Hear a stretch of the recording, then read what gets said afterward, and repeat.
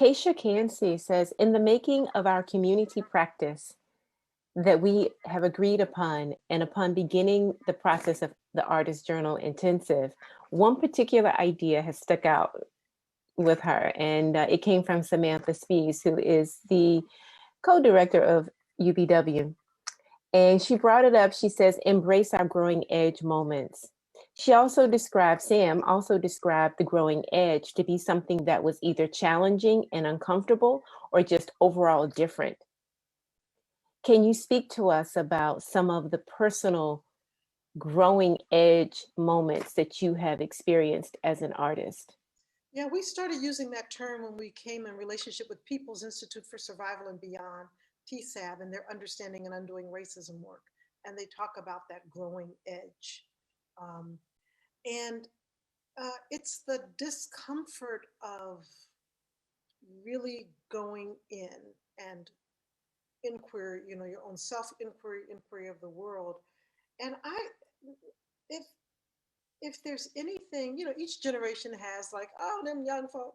If there's any concerns I have around younger people is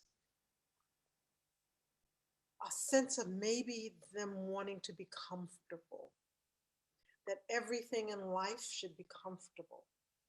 Um, and growth is not comfortable always because it challenges your assumptions about the world. It can challenge your whole ego structure.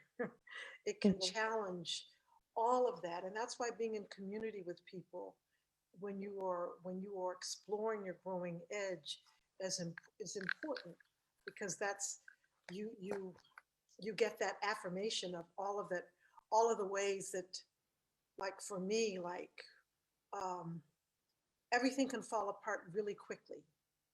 So something can happen, and I go back to a point where everything fell apart in my life, and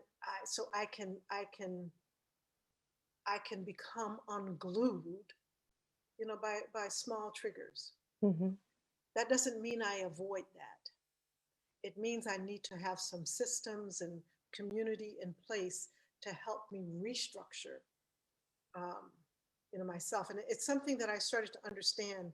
This was going to be part of my path. I'm like a spinning top, and like you sometimes you Mhm. have it in the middle and it's Mhm. in equilibrium, but then like that, and that there was going to just the way my brain is structured, the way my life has been structured. I was going to have a lot of uh, deconstructing and reconstructing of my spiritual self. Of That's part of my journey and what I learned, and that's uncomfortable. But what I learned not to be is afraid of that journey.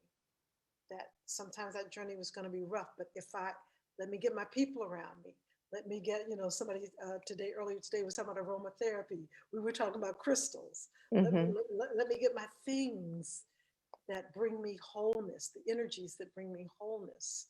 Um, because for me, it happens a lot.